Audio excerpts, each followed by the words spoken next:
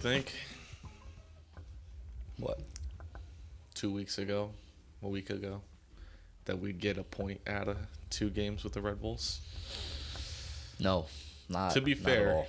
scammed out of 3 points the first game. Yeah, without a doubt. And it's important. I think it's Elfath, right? That's the new guy. It's him and Ted that.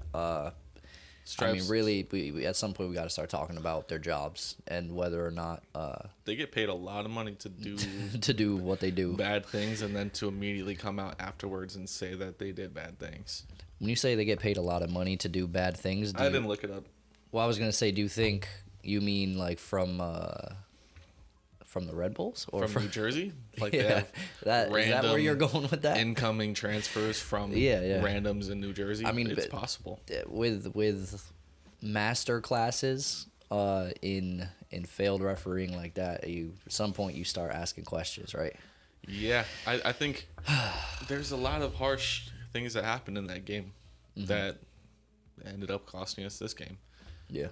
I think both games complemented each other in kind of just being really bad for us. Yeah, absolutely. The first one, obviously not our fault. Yes, don't be in that position, but it's incredibly harsh on the penalty, and even harsher on the red card. Yeah. And like you were saying, it's kind of like, dude, is there some hate out on us to give us red cards? Because not a red card to me No. at all, and not a pen to me. No. And those are two things that cost us 3 points. And one thing, maybe I have to eat a little bit of humble pie because I think what I realized, and let me not go too hard into this, but I think I realized that Keaton is definitely a piece within Ronnie's system that he's created, where he's an important person to have on the field because of that. And that, I think, at least showed pretty heavily in the second Red Bull game. So I mean, there were just a ton of things going wrong for us. In the second game, I think in the second game, not having Keaton. The first game, really, to sum it up, we played very well, but didn't bury enough chances to make it so that a fluke penalty at the end doesn't kill us. Yeah, that's on us. But it's incredibly harsh to give a pen there when somebody's, their arms coming back to their body. Yeah. They're not making themselves bigger.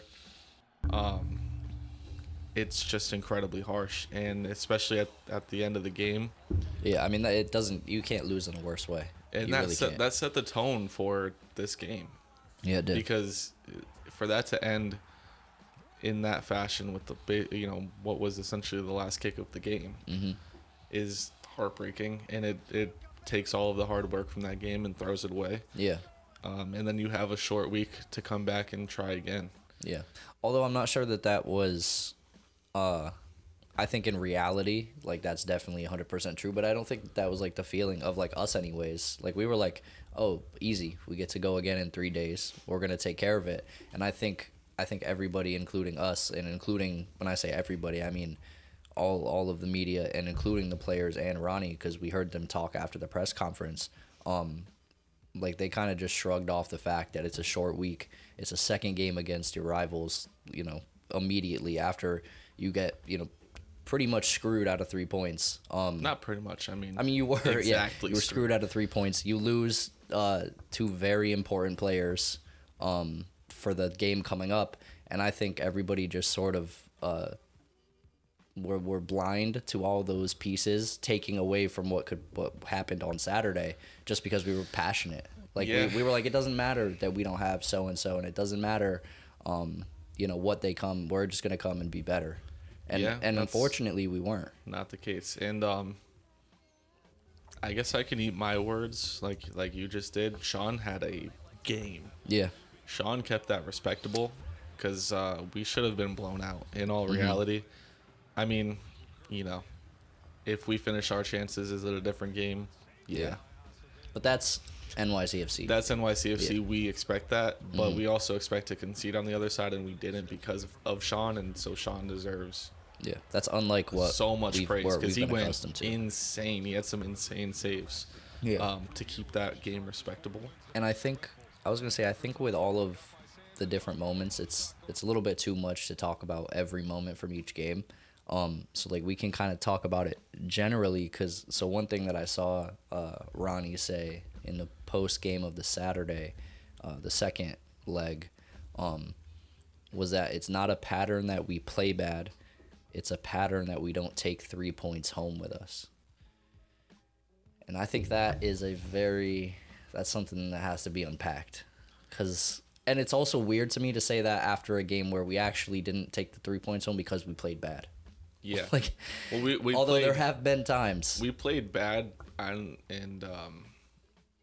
yeah, that is a lot to unpack. I don't really know what he means. yeah. I Honestly. mean, so what I think is what he's saying, obviously, with the first part is it's not a pattern that we play bad, and I agree with that for sure.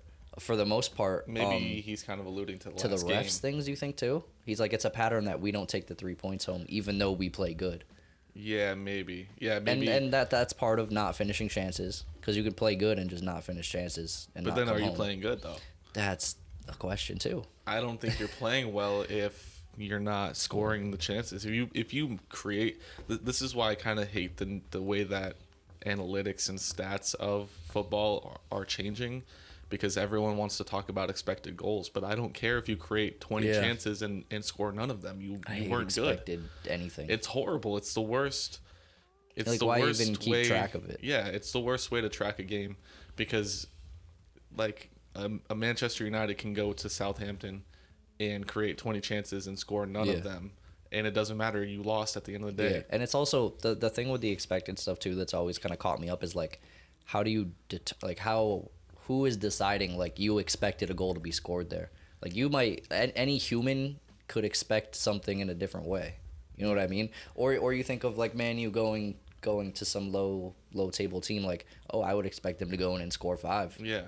I think, and then if they don't, what does that mean? There's some big formula that goes into it, but at the end of the day, it doesn't matter. It's whether you put it in the net or not, really. It's insane to me that they even want to switch it to be like, instead of goal differential, you are like a title could be determined by expected goals. That is insane. Yeah, no, that's just that is insanity, and I hope that never happens, because I will be less of a fan at that point. Yeah. But I mean, just if we can talk about expected goals, I definitely would have expected us to score a lot of goals. Not only before we even played, I expected us to score a lot, but then seeing the chances that we did see, I would have expected us to score a lot. I would have expected Medina in the 80th minute to put that header away. Yeah, free header. From a perfect ball. I mean, it was good to see Santi back. It can't be better. Like, he couldn't have got better delivery. One-on-one with the goalie. Like, you just have to place it. I will never score that, but with someone like Medina, I have high expectations for a DP. So. Dude, I feel like we could score that. Us? Oh, no, yeah. Dude, that's a free header. That's a free header. With Brian in goal? No shot. With anybody in goal. No, dude. that's Put Neuer in goal. You're crazy. Dude, it's a free header. I know the defenders just completely were like, yeah, we're going to give him a header right now. Mm-hmm. Keeper didn't even move. All you have to do is put it somewhere that's not directly in front of you. Yeah. And that's kind of the point where we're at with this team. It's like, if Tati's not scoring, we're not scoring. Mm-hmm. If Tati doesn't score the goal, we're not going to score. Yeah. Essentially, that's our team. And so I think the Red Bulls got smart, and they were like, hey, if we take Tati out of this game, they've got nothing else. Mm-hmm. And that's just the surface level. If you look deeper, you see that James Sands struggled and played a horrible game. Yeah. And we've kind of been doing this thing where we call out James Sands, and it's not because we think that he's a bad player, but he's in a patch of games where it's rough. Yeah. It's been since international duty. Yeah. So, since his first game was great with the US, but the second game was rough. He struggled, and people gave him hell for it, and then I don't know, he came back and he's struggled since. Like, he hasn't been back since. He's playing out of position. I know people are like, well, he can do it. Yeah, well, I can run decently fast, but I'm not going to do it consistently. I can expect we'll score a goal, and we won't. Yeah, literally, like, he's out of position there, and it shows. He needs to be playing like that defensive midfielder role. He's not a center back. That ring role. He can do it. He Not shouldn't against be, though. the Red Bulls, not against anybody we're going to see in the playoffs. Yeah. So, And the thing is, he can do it, but then we're losing him in the spot that he's better at, where we don't have somebody on the roster that can replace him. Acevedo can do it. Acevedo is the guy, but unfortunately, Ronnie thinks Alfredo is the guy. Yeah. And I don't know after these stretch of 3 to 4 games now where we've seen Alfredo get more minutes than he ever has. Yeah. And I think we've learned that. Yeah. I don't think Alfredo. I'm not sure what his role is. I think maybe, if we're in some world where we're playing like Acevedo and Sands that are both kind of playing back defensive mids and we're letting the fullbacks get up and we're letting our wingers go, that's when I think Alfredo can play central midfield. Like let's say we live in a world where Tati gets hurt and Hebert can't start and we have to play Maxi at false 9. Then I can see Alfredo being like a box-to-box type of thing behind him. But he needs a backline and a CDM covering for him. Yeah, he needs that. Because he can't do everything. No. He'll try. And most players can't. So it's no knock. It's not to him, but it's the fact that he can't do everything, but he'll try. Yeah. And sometimes get exposed. And I think we'll both agree for sure there's a roster spot for Alfredo. Oh, yeah. In New York, and without a doubt. Even a starting spot. Yeah, I would argue that with anybody, but it's not as a CDM. It's not as a CDM. It's not as a center back. It's more of just a box-to-box midfield kind guy. of midfield guy. Like a Keaton roll guy. Yeah, a Keaton guy. But yeah, it sucks to see all of these wingers that we have not really doing much. Not creating anything. Even Shradi is kind of struggling. He's not really been playing much, but he's struggling. Medina's struggling clearly because he didn't finish a clear chance that was right in front of him. Yeah. I think, so we talked, and this really rolled right into the red card issues that we've had, but after international duty, when we lost, I think it was to Nashville away, or Chicago away, one of the two. I think it was Nashville, actually, now that I think of it, like 3-0 or something, right? What we talked about is how much not having a consistent lineup can hurt you. So we were happy to have everybody back from international duty and be into the final stretch of games that really shouldn't go too interrupted, right? Like, I think the World Cup, we have more qualifiers coming up, right? I'm in I think it's in November-ish, but we might miss it then. But we were excited that we would have everybody on the roster back, seemingly healthy, Hebert coming back, and we'll be able to find some consistency. And then 5 games in a row, we lose at least one starter every single game. And then we are being called undisciplined and all of this stuff. When in reality, you look at each and every one of the red cards, and I maybe agree with one of them. I can't with the undisciplined thing. To say that Ronnie, like, there were definitely people saying that Ronnie, like, doesn't have control of the players in terms of, like, their actions of, like, being chippy and, like, keeping a cool head. Like, that's the farthest thing from the truth. Yeah, that's insane, and that's probably people who are like fans of the team that we were playing, who are just speaking in the moment. Yeah, they're like trying to rile us up. Like in the same way that when we come in here sometimes and we talk and we're saying outlandish things because we're about Revs fans sensitive in the sometimes. Moments. Yeah, I don't know anything about that, but but yeah, I don't take it too seriously. But at the end of the day, like, if you genuinely believe that after the emotion fades away, get a grip, dude. Yeah, because it's not true, and do we want to talk about it? Because I don't know how much time we have. One thing, so Coach Joe, which, I mean, we've never, like, spoken to him, but I would think one day we would potentially have him on the podcast, and I think people within NYCFC Twitter world know who Coach Joe is. Twitter world. He was almost, like, calling for, like, Ronnie out, and we had a little back and forth with him on Twitter, and we were like, yeah, the last time we felt that was, like, after the MLS is back, but really since then I kind of felt like it's been smooth sailing more or less. I mean, teams are going to drop points, like, I don't think it's, I think the fact that we've gotten points from the games under all of the circumstances, think of all of the things that have happened to this team The lineup's been anything but consistent, and it's not Ronnie's fault. It's not like Ronnie's sitting there and, hoping that his team gets 5 straight games with a red card. Yeah.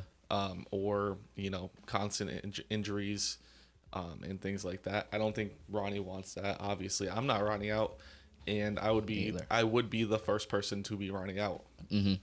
And I think it was like 2 or 3 episodes where we came on here and we did the thing. We made a statement, I guess, publicly that we're like, we're kind of fully trusting and fully behind Ronnie. Yeah, Ronnie's the best manager we've ever had. Yeah, and like when we see, we're at the point where when we see things that we might not have agreed with, we're like, well, maybe he might do something. Like we trust him to make decisions that are different than what we think we might make in that position. Yeah, and I think if you want to nerd it out and you go and you look, there's probably been other managers who have been more successful and had less and blah, blah, blah. Mm-hmm.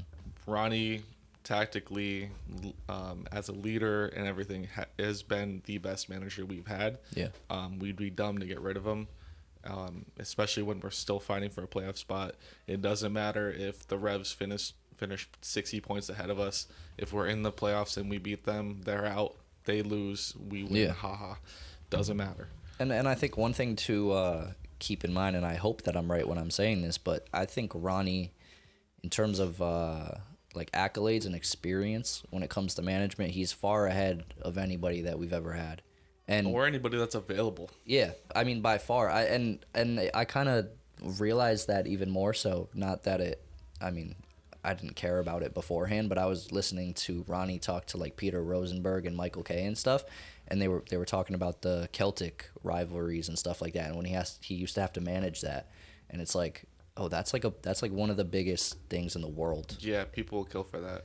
No, literally, and he's like, it's beyond soccer. Like they hate each other because of religions and stuff, and it's like this is a man who has gone into that environment and faced it. Like the experience that he has is crazy. Yeah, and part of that is where you don't see him lose his cool after these games. I mean, he not in the post game, but like he gets very on the field. I mean, very mad. I think he was very rightfully so. He gets very mad at the horrible decisions against him, and if that were to cost him a job, which is why he gets so mad. Mm-hmm. Yeah, you'd be pissed off too. Yeah, if some idiot ref, because that guy is an idiot ref. Yeah. Gives the red card that wasn't a red card, maybe a yellow. Mm-hmm. Tough tackle. Yeah, not a red, and a pen that's nowhere near a pen, and in that time is not a pen. Yeah. I just think it could cost you your job. Yeah, you're gonna be mad. Yeah, and that's always on field stuff. Like in terms of post game, you never see an attitude sometimes. Yeah, I mean he's been like, I don't know what the ref saw But after losing to that pen in, what was it, the 98th minute? Or did it go that long? No, it was like 95th. 95th, something like that. But like he just came and sat in the presser and he's like, we have to be better. We get to play them again. And, the likes of us, put us in front of a camera about 4 minutes after that goal was scored. Dude, and that's why we're recording 2 days after the game. There's a recording of the Discord that we were in when that goal went in. When the decision was being made. Yeah, it'd be bad. It'd be a bad look. Bad for us. It'd be a bad look. We were very angry. Yeah. And we don't cuss on this podcast, so there was a lot of it. That would go against our rule on that. So, I don't know. I think it's definitely not. If anybody's feeling Ronnie out, you got to pump the brakes on that. If you're feeling Ronnie out, you're probably NYCFC out.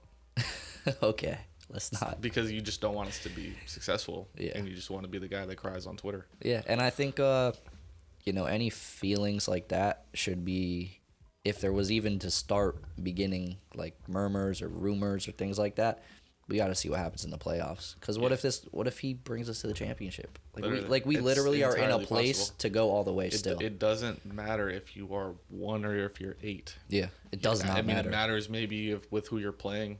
But it really doesn't, because we'll thump the Revs at home 3-0 and then get burned by them the next week. And then we'll go into the Red Bulls, who, what are they, like second from the bottom in the Eastern Conference or something crazy like that? Or they have been. Yeah. So and lose anyway. That's the thing.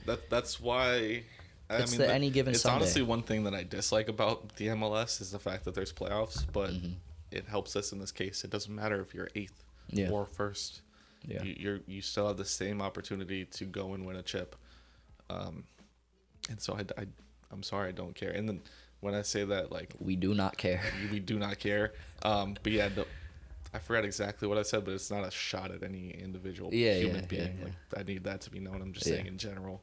But pump the brakes. Like you said, we just got to get to those one and dones, and we got to make sure we're Capitalize not on on the done side of And that we have equation. to make sure that our players are healthy and fit. And consistent and playing and that well. Thiago can maybe get a goal soon. Yeah. Get on the field. Everybody. I mean, Santi. Yeah. Everybody. So yeah. I think we still have a lot to look forward to. Of course. So let's not freak out. We go again on Wednesday. I'm pretty sure I just had it up here. I'm pretty sure that we're playing Chicago. Yeah. So that's what I thought. I'm not saying it. So anyways, we'll good be pod. back. We'll see you guys. Are we gonna just do a 2-game? Let's do a 2-game one again, or 1-1? Let's do a quick 1-1 because we've been absent for a little while. So we we'll do a working. midweek pod. Talk to y'all after the Chicago one, and then we got Nashville on the weekend. Don't. This time at home. Don't say it. So. We're not going to Red Bull Arena. Well, only one of the last 4 home games are actually at Yankee Stadium, so. Yep. That's nice. Anyways. That's very cool. Thanks for listening, guys. guys. Love that for us. If you made it this far. Catch you on the flip side. You guys probably know our socials at this point. So Yeah. we'll see you next week. Peace.